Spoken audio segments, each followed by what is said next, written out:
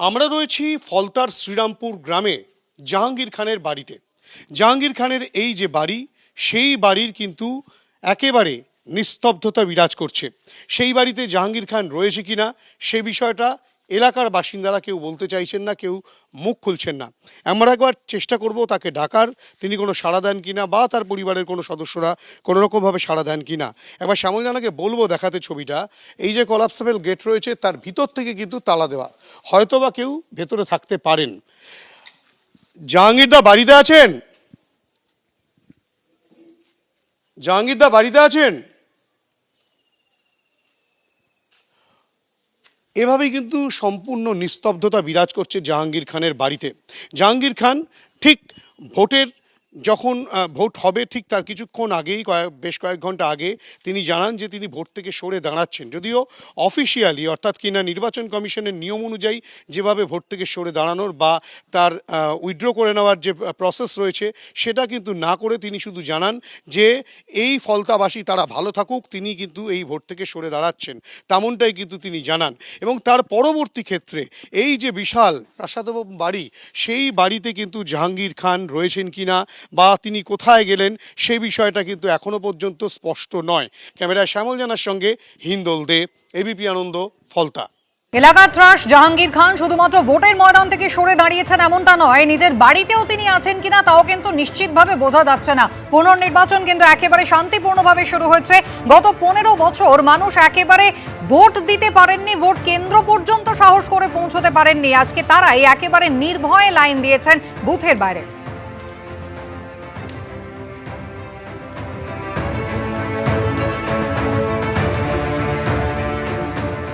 যে ফলতা থেকে ভুরি ভুরি অভিযোগগুলো উঠেছিল এবং সেই অভিযোগটা যে গত নির্বাচনে উঠেছে তেমনটা নয়।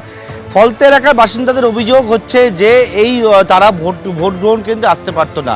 হাসিবনগরে আমরা রয়েছি এবং তোমার নিশ্চয়ই মনে আছে যে হাসিবনগরে হচ্ছে দ্বিতীয় দফার যে নির্বাচন, তার পরবর্তীকালে উত্তপ্ত ওঠে হাসিবনগর। জাহাঙ্গীর খান ও তার সঙ্গীদের বিরুদ্ধে তারা একেবারে রাস্তায় নামে, কেন্দ্রীয় বাহিনী মোতায়েন হয়। আজকে হাসিবনগরে ভোটাররা ভোট দিচ্ছেন, তাদের কাছ থেকে জানতে চাইবো যে আজকে ভোট দিলেন? হ্যাঁ, না অনেক ভালো, অনেক ভালো। ভালো বলছি কেন বাবা, ধমকানি চমকানি নেই, কোনো রাস্তা গ্যাঞ্জাম নেই, তৃণমূলের নেতারাও নেই। এটা থেকে দূরত্ব, এটা থেকে শান্তি।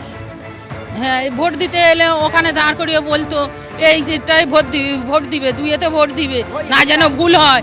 যদি এতে তিনে যদি ভোট দাও তাহলে দেখে নেবো, এইরকম নানান রকম মানে বলতো। আজকে রাস্তার পরিস্থিতি কেমন? আজকাল খুব ভালো, ভীষণ ভালো। ভোট দিন একদম একদম একদম একদম হাসি মুখে ভোট দিয়েছি, একদম একদম ওকে ওকে। এর আগে মানে আমি হচ্ছি গত 29 তারিখের ভোট কি শুধু, নাকি তার আগেও আপনাদের ভোট? আগেও এরকম হয়েছে, আগে তো ভোট দেওয়াই হয়নি, 21-এ তো ভোট দেওয়াই হয়। ধরে আমরা ভোট দিতেই পারি না, 15 বছর ধরে আমরা ভোট দিতেই পারি না। কি বলতো? ভয় দেখাতো, হুমকি দিত, তোর ছেলেপুলেরা রাত ভিতরে ঘরে আসবে, লোক দিয়ে ওদের মারবো, এ করবো, তোদের ঘরে ঢুকে মেয়েদের টেনে নিয়ে যাবো, এরকম ভয় দেখাতো। আগে তো ভোট দেওয়াই হয়নি, এমনি বলতে চলে যাও, ভোট হয়ে গেছে, চলে যাও, মামা দিয়ে নেবো। চলে যাবার পরে আমরা আবার দেখতে তো দেবে না, যদিবা সবাই বলছে ওই তোদের পোষে ছাপা দিয়ে দিচ্ছে, তোরা একটা দিতে তো তোদের পোষে 20টা দিয়ে দিচ্ছে ছাপ ছাপ। চলে যাও, চলে যাও। তৃণমূলের লোকেরা, সব তৃণমূলের লোক, তৃণমূলের নেতারাই করতো, এছাড়া কে করবে? ওরা ছাড়া ওদের তো বেশি তখন ছিল। আর আমাদেরকে গিয়ে রাজনীতি করেন না, একদম সাধারণ। আমরা সাধারণ, আমরা কোনো রাজনীতি করিনি, কোনো দলেও নেই, কোনো কিছুতেই নেই, আমরা একদম পুরো সাধারণ মানুষ। ভোট কেন্দ্রে ঢোকার সময়তেই চোখ বের করে দিল। 29 তারিখ এইবার এই প্রথমে যে ভোট হলো, এই ভোটটা দিতে দেয়নি। এবারেই তো গন্ডগোলটা বেশি হলো বলেই তো আমরা আন্দোলনটা করলাম, ওই জন্যই তো করলাম, মার ধরে সব আমরা ওই জন্যই তো ছুটেছি। আমার ছেলেকে মেরেছে, মেরে বলে টান করতে রান্না ভাত খেতে দিল নি। এটা 5 বছর এই ভোটের পর দিনই, কেন পর দিনই বিজেপি করে না, তৃণমূল থেকেই বলেছিল ওকে দায়িত্ব যে তুই থাকবি, ও থাকে রে বলে ওই জন্য নিয়ে যে মেরেছে, মেরে আর ওই রকম করে বলে চলে। অর্থাৎ এক একজনের এক এক রকম অভিজ্ঞতা এবং সকলে যে বিষয়টা বলছেন তাদের মধ্যে ভয়টা কাজ করতো এবং আজকে তারা বলছেন ভয়হীনভাবে তারা এত বছরই হাসিবনগর এলাকার বাসিন্দারা বলছেন তারা কিন্তু ভোট গ্রহণ কেন্দ্রে এসছেন এবং নিজের যে ভোট সেটা তারা প্রদান করলেন। আজকে বৃহস্পতিবার পুনর্নির্বাচন হচ্ছে, আর তার আগে মঙ্গলবারই আপনারা দেখেছিলেন জাহাঙ্গীর খান ভোটের ময়দান ছেড়ে তিনি কিন্তু সরে দাঁড়িয়েছিলেন। আর সেই দিনই তৃণমূল কংগ্রেসের বৈঠক হয়েছে, যেখানে জাহাঙ্গীর খানকে কেন বহিষ্কার করা হবে না এই প্রশ্নই কিন্তু দলের অভ্যন্তর থেকে উঠেছিল। সন্দীপন সাহা, ঋতব্রত বন্দ্যোপাধ্যায় তারা এই প্রশ্ন তুলেছিলেন। আর গতকাল একেবারে ক্যামেরার সামনে মুখ খুলছেন বিধায়ক ঋতব্রত বন্দ্যোপাধ্যায়, যেখানে তিনি অভিযোগ করছেন যে দলের মধ্যে একেবারে প্রিভিলেজড ছিলেন এই জাহাঙ্গীর খান। প্রিভিলেজড একজন লোক যখন পার্টিকে ব্যাকস্ট্যাপ করলো, তখন তার বিরুদ্ধে তাকে এক্সপেল করতে কোথায় সমস্যা আমরা বুঝছি না। জাহাঙ্গীর খান আমাদের মতো লাস্ট বেঞ্চার নন, মানে জাহাঙ্গীর খান ইংরাজিতে যাকে বলে প্রিভিলেজড, সেই প্রার্থী, মানে যে পুষ্পা ঝুঁকেগা নেহি, সেই পুষ্পা মানে পুষ্প প্রায় ঝরে পড়ে গেল আর কি। এত প্রিভিলেজড একজন, সেই প্রিভিলেজড একজন লোক এত বড় একটা কাণ্ড ঘটালো, এমন সময় ঘটালো যখন আর পার্টির অন্য প্রার্থী দেওয়ার কোনো পরিস্থিতি নেই, বহিষ্কার করা প্রয়োজন ছিল। ফলতা মানেই জাহাঙ্গীর খান। তৃণমূলের অন্দরের লোকজন কিংবা বিরোধীরা এক বাক্যে দাবি করত জাহাঙ্গীরের মাথায় হাত রয়েছে অভিষেক বন্দ্যোপাধ্যায়।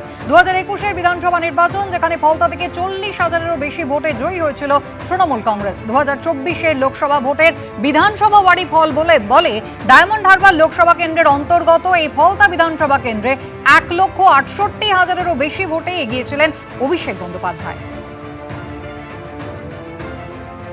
দূর থেকে জাহাঙ্গীর খানকে দেখে মনে হতো যে কেন্দ্রীয় কোনো মন্ত্রী। আমি পার্লামেন্টে থাকাকালীন কেন্দ্রীয় মন্ত্রীদেরও যা লটবহট দেখিনি, এমএলএ নন, এমপি নন, জাহাঙ্গীর খানের সেই রকম হচ্ছে তার মানে মেজাজ ছিল আর কি। কেন্দ্রশাসিত অঞ্চল, জাহাঙ্গীরই শেষ কথা। সুতরাং জাহাঙ্গীরের সাথে আলাপ না থাকলেও তার হাবে ভাবে ধারে, তার মানে ওই যে বললাম যে কেন্দ্রীয় মন্ত্রীদেরও ছাপিয়ে যাওয়ার মতো তার হাবভাব, সেই মিলিয়ে মনে হতো সত্যি জাহাঙ্গীর খান বিরাট একটা ব্যাপার। মানে উনি এমপিও ছিলেন না, এমএলএও ছিলেন না। এবিপি আনন্দ এগিয়ে থাকে, এগিয়ে রাখে।